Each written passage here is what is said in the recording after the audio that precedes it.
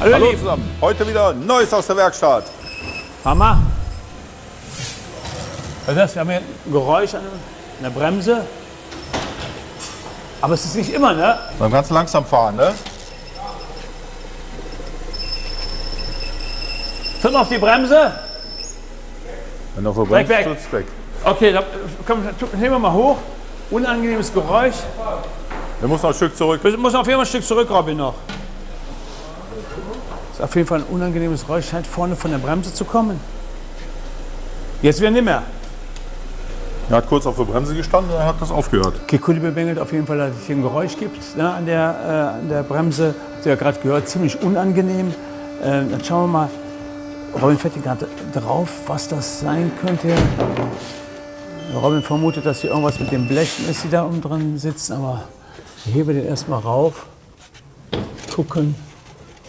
Oder was sehen. Also hier am Rand ist es. Ja. Schon mal schwach. Ja, okay, wir heben den eben rauf. Gut. Super. Wir heben den rauf. Robin und einen Schlagschrauber. So, schauen wir mal. Beim Rückwärtsfahren war das, ne?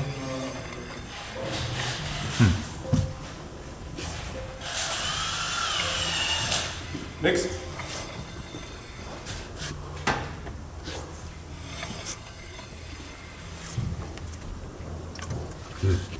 Da. Was macht das Es denn? ist gelenkt. Beim Ein- und Auspacken, beim Rangieren, sagt die. Psst.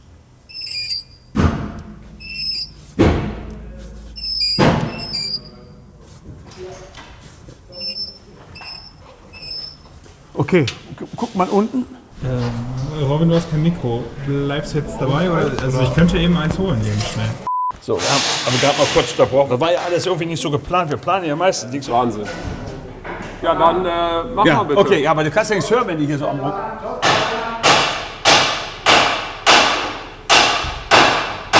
Wer ist das denn? Adnan? Adnan! Wartet der eigentlich darauf, bis wir irgendwas machen? Fertig. Oh Mann. Fertig. Junge. Hier ist die Klapsmühle. So, jetzt mal Ruhe.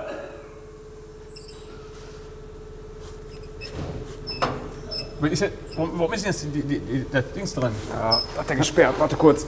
Moment. Der Lange kommt dran.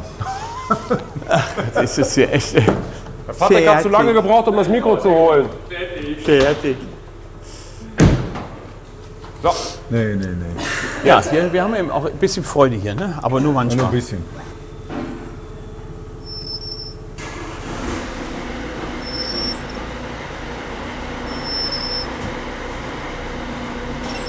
Ach du mal, ich gehe mal mit runter. Oh.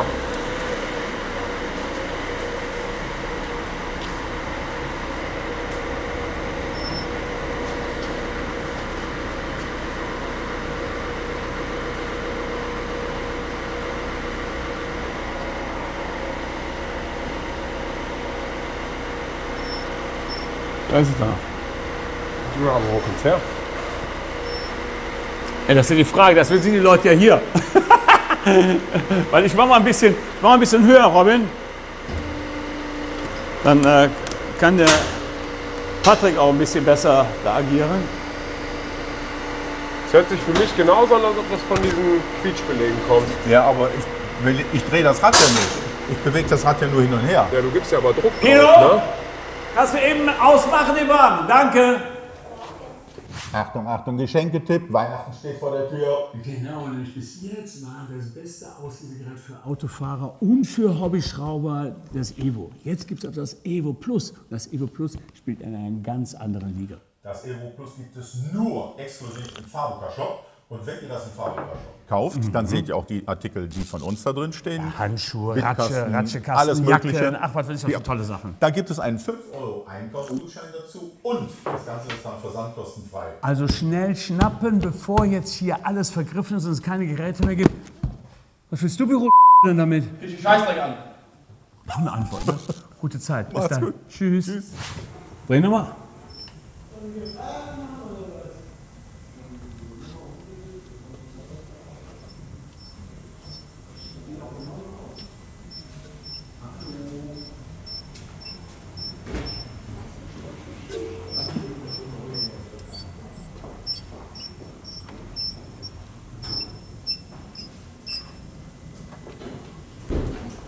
Ist weg, ne?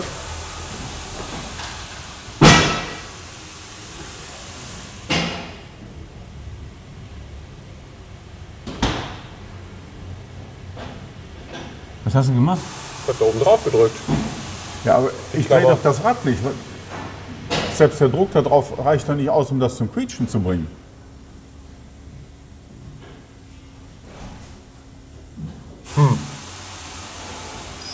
Da.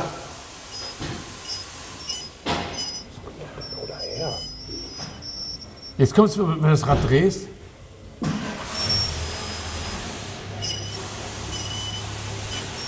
Warte mal. Bist du da oben dran an den?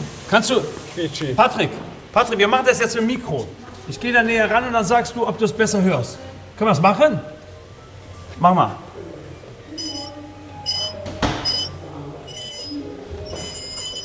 Kriegt man so nicht hin? Ich höre es die ganze Zeit schon gut. Aber wir hätten gerne die Richtung, wo es herkommt. Ja, jetzt hätte man die Kamera. Die Kamera haben wir bei dir, ne? Das wäre jetzt ein Punkt für die Kamera. Wir haben so eine Funkkamera. Also eine Geräuschkamera.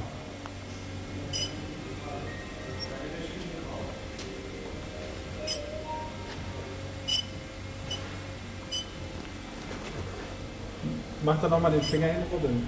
Ja. Vielleicht ein bisschen Licht. Von vorne. Was ist denn da? Da sitzt halt dieser. Das sind die Anti-Quietschbleche. Diese Bleche. Also normalerweise müsste man das ja auch fühlen können, das Geräusch, weil das ist ja eine Vibration. Ja, aber jetzt ist es ja weg.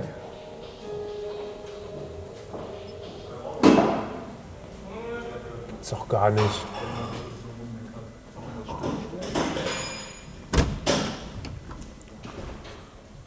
Ja, stimmt auf jeden Fall, was die Kundin sagt, ist zeitweise da. Das ist ja wieder ein Ding, Hallo. 3 Meister. Ist doch gar nicht. Guck mal im Quietschgeräusch. Oh. Da war es wieder. Stopp, ich sehe hier was. Ich sehe hier auf dem Rand, da, guck mal hier, da ist es, da ist was am Glänzen, da, auf dem Rand. Da siehst du es da, Patrick, da schleift das lang. Da. Ah, wenn ich Druck drauf gebe. Ich habe jetzt auf dem vorderen Rad Druck. Wenn du einfach nur gegen drückst? Wenn ich den Druck wegnehme, ist es nicht. Aha. Wenn ich drücke, Ja gut, du das hat ja auch, drückst das ja ein bisschen hier. dran dann, ne? Ja, das hat eben hier Spiel. Oh, guck doch mal, du siehst doch da den Rand.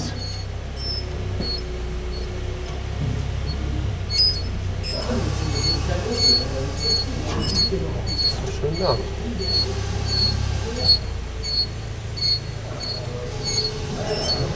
Und ich habe nur Druck auf meinem rechten Arm. Wenn ich den wegnehme, pass auf, Ist es weg. Ja, mal nochmal. das bisschen Radlagerspiel reicht aus, dass der da schleift.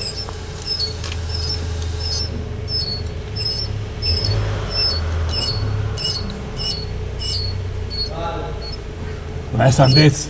Schau mal. Warte, ich mach nochmal.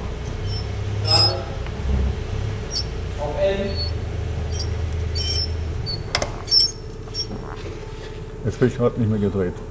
Jetzt bremst. Ja, das liegt aber in jedem Fall an diesen Dingern da. Ja, das hört sich auch genauso an. Ja, aber das, Hat sich auch pass gerade auf, dann mach doch verändert. mal auf. Lass doch mal runter machen. Also, lass uns das Rad runter machen und man kann ja von innen an der ganzen Bremsscheibe so einen Rand ziehen.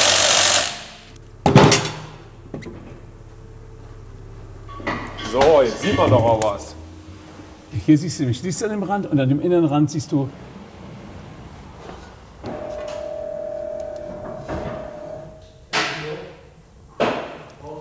Pass mal auf, jetzt müsste es ja noch leichter gehen, Holger.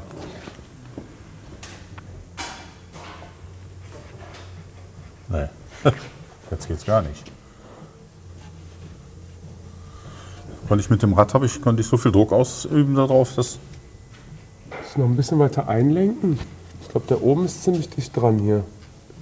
Guck mal da, der ist doch da oben dran, oder nicht? Hä? Wer denn? Da oben. Guck mal. Quietsch. Ja, Da ist er. Da ist er. ist der Quietschblech. Ja. Ja. Aber das müsste ja auch auf der Scheibe zu sehen sein. Ja, wenn du sagst, Also eben wie das nur kratzt. Okay, mach mal runter, damit wir das zeigen können. Da, das Blech. Kannst du das sehen? Das liegt da an der Scheibe an. Und je nachdem, wie der Jürgen jetzt Druck drauf gegeben hat, ist das Spiel nach da und dann drückt er die Scheibe und dann war das hier dieser Rand an der Seite, den ich vorhin gesehen habe, das hat damit nichts zu tun.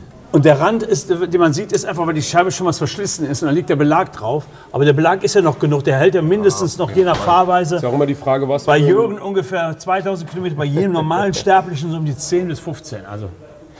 Es gibt ja auch manchmal Belege, die sind ein bisschen, je nachdem, was für ein Hersteller drin ist, einen Tacken größer, einen Tacken kleiner, kann das schon mal sein, dass die so ein bisschen an dem Rand ankommen. Und ich würde auch mal sagen, dass die Scheibe schon mal neue Belege gekriegt hat, wenn man sich mal so den Grat von innen anschaut. Oh, mach doch mal, Ja. mach mal auf und dann schauen wir uns das an. Aber mach nur mal die Klötze runter und das, was dann sehen können, wenn die Zange runter ist, ja? Ja, machen wir so. Aber meine Bremse hat 60.000 gehalten. Scheiben und Belege waren dann fällig. Vorne und hinten. Ach, hinten auch, oder? Ja. Ja, hinten bremst du ja nur 40%, 30% oder sowas. Ja, der bremst hier ein bisschen mehr. Alle Ratte, ne? Ja. Gut, machen das eben ab, machen wir kurz Schnitt.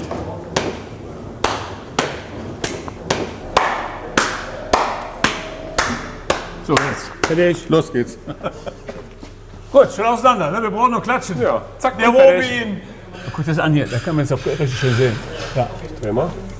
Ja, also, guck mal von hier, von der Seite hier. Da kann man das Blech sehen. Da, dieses Blech, was jetzt da so hin und her wackelt. Siehst du das? Ja, dann nehmen wir das mal raus und guck mal, was sie da gemacht haben. Ist irgendwie so ein Scheiß passiert. Ja. Da hat es in der Kante. Oh, da siehst du richtig, wie es geschliffen hat. Ja. Da an der Kante hat man das geschliffen. Das. Ja, das Ding, diese kleine Kante ist da. Da ist hier vorne der Halter weg. Da ist normalerweise auch so eine Nase dran, oder nicht? Normalerweise ja. Holen wir es noch vorne raus. Kann man sehen, den Unterschied. Na, er sitzt doch gar nicht so locker drin. Das hat sich da verkeilt. Ja, vorne Ist der die Näschen Kante. abgebrochen? Ja, Näschen weg und dadurch verschießt sich das. Und hier, das ist ganz andersrum, guck mal. Weißt du was? Da ist das Näschen, oder wenn eins dran war, abgeschliffen. Bis dahin. Das kann natürlich auch sein, ja. Abgebrochen, weggeschliffen. Aber das Und der ist hat an auch diesem Rand normal. geschliffen. Guck mal, wie blank das da ist. Ja, siehst du es ja. Guck mal, Patrick, siehst du das? Der komplette Außenrand ist blank. Auch sein, dass die vertauscht worden sind, ne? Dass das Innere eigentlich nach außen gehört. Das würde es auch logisch machen. Ja. Ja. Ja, okay, 9 Da kann Zangen. man schön sehen, wie blank das ist, dass es da geschliffen hat. Hoffentlich nehmen wir die einzeln. Ich schau mal. Oh, da kann man was rein. Ja, da hat auf jeden Fall irgendjemand, der die Klötze gemacht hat, das Ganze ein Hat einen bisschen Fehler eingebaut. Ja, einen Fehler eingebaut, der jetzt erst trägt, weil die Klötze weit genug rangehen. Schönes Ding, ne? Angenehmes Geräusch. Gut, okay, dann schauen wir mal, wo es weitergeht hier. So, hier haben wir jetzt gerade so ein Ding, Mercedes, Förstervereiner. da sollen wir eine Inspektion dran machen. Da schauen wir natürlich alles nach bei dem Wagen. Und da gibt es so eine Stelle bei dem Wagen, das weiß auch alle Prüforganisationen wissen das.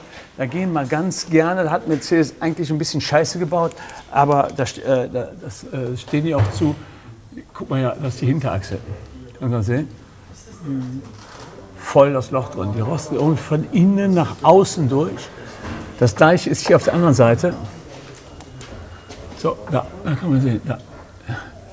So, das ist eine Reparatur, ich schätze mal für so 3.500 bis 4.000 Euro. Haben die da keinen Kulanz drauf oder noch Garantie oder sowas? Kulanz haben die da drauf. Da haben die Kulanz drauf. Wenn ihr so ein Auto habt und ihr habt Schaden an der Hinterachse, Mercedes ist da total kulant und sagt, kommt vorbei. Da haben wir Driss gebaut, das geht auf unsere Kappe, das ganze Ding. Das ist ein Kulanzfall. Könnt ihr vorbeigehen, da müsst ihr eine relativ lange Wartezeit, weil der Adnan hat sich ein Auto gekauft, ein SL, und da hatte das Problem auch gehabt, auch die Hinterachse komplett durchgerostet. Da haben wir den Wagen auch dahin gebracht zu Mercedes und die haben das dann repariert, kulanterweise. Das dauert relativ lange, weil die haben so ein bisschen Probleme mit der Lieferung von neuen Hinterachse, weil das unendlich ist bei uns. Wir haben schon so viel davon jetzt hier gehabt. Weißt du, der Adnan hat damals, haben die gesagt, er soll, der hat auch andere Räder drauf gehabt, keine original Mercedes-Räder. Und dann haben sie ihm gesagt, er müsste die original Mercedes-Räder drauf machen. Er sagt, hat er aber nicht, ne? Da sind nur die Räder drauf. Und dann sagen die, da können Sie keine Achsmessung machen. Und dann hat er gesagt, ist mir egal, bringt den Wagen, weil die dann ihr Achsmessgerät umrüsten müssen, wenn, auf Zubehörfelgen, anstatt auf Originalfelgen. Und da sagt er, ist egal, ich nehme den Wagen so und dann machen wir hier die Achsvermessung. Nee, wollten sie nicht. Adnan, Mama, was hat die Achsvermessung gekostet damals bei deinem Mercedes? 260 oder 50 Euro. Die Achsvermessung? Ja. Für die Viertelstunde Arbeit, die wir hier haben. So, weil die natürlich jetzt da andere Köpfe drauf machen mussten. Ja. Also, aber 260 Euro musste Adnan bezahlen und damit war das mit dem durch. Hinterachse haben die alles kostenlos gemacht. Also nochmal als Tipp, Mercedes Hinterachse, die Baureihe, SL und immer nachfragen, egal welcher Mercedes. Immer nachschauen, wenn die Achse durchgerostet Das ist. ist mir damals bei dem 210er, wo die Türen alle weggerostet sind. Ja, unten drunter, genau. Du hast kostenlos, kommst das Auto aus der Inspektion zurück, hast neue Türen drin, neu lackiert. Ja, genau. Ja, manchmal, das ist dann meistens, in den meisten Fällen ein Zuliefererproblem. Ne? Aber es gibt Hersteller, die sind halt so kulant und heben das dann auf die Kosten. Ne? Andere sagen, ja, hast du Pech gehabt, ist jetzt alt. Ja, es ist eben dann doch noch ein Mercedes. Ne? Ja. Okay, gut, dann schauen wir weiter. Ja. So, und hier sind wir gerade den Motor am Zusammenbauen. Der Zünderkopf ist schon drin. Haben wir ja in einem von den letzten Videos schon mal gezeigt, ne, wo hier die Ventile aufgesetzt haben. Guckt mal zurück, könnt ihr schon mal anschauen, da waren ja unten die Ventile alle aufgeschlagen. Leichte Feindberührung, ne? Ja, ganz leichte Feindberührung. Ja. Die schrauben wir jetzt zusammen, wenn der Wagen läuft. Zeigen wir euch das auf jeden Fall nochmal. Und hier liegt so ein Schraubenzieher drin. So, der ist, um zu gucken, ob der OT ganz oben ist. Genau. Der steht jetzt schon sehr lange hier, oder? Ja, weil der Adnan krank war, schon ein paar Wochen. Und seit ein paar Wochen wird dieser Arbeitsplatz blockiert. Wir haben aber noch, der Marco ist auch noch krank. Der Adnan ist jetzt wieder da, der Marco ist jetzt krank. Und dann hat man noch einen krank. Adnan, geht's dir gut? Ja, ne? Du siehst gut aus. Ja? Ja. Was? Sieht gut aus. Ich guck noch mal genau hin. Komm her, wenn Sie sich verarscht, habe ich schon wieder einen Arm. Nee, gut. Ihr Lieben, wann ist der fertig? Heute Abend? Inshallah, ne? Morgen. Inshallah. Das heißt, wenn Gott will, ne, oder? Ja. Ja, genau, wenn Gott will. Okay, nee, pass auf. Ich will jetzt, aber ich bin nicht Gott. Naja, ist doch... Tschüss, ihr Lieben. Gute Zeit. Bis zum nächsten Mal. Ciao. Tschüss.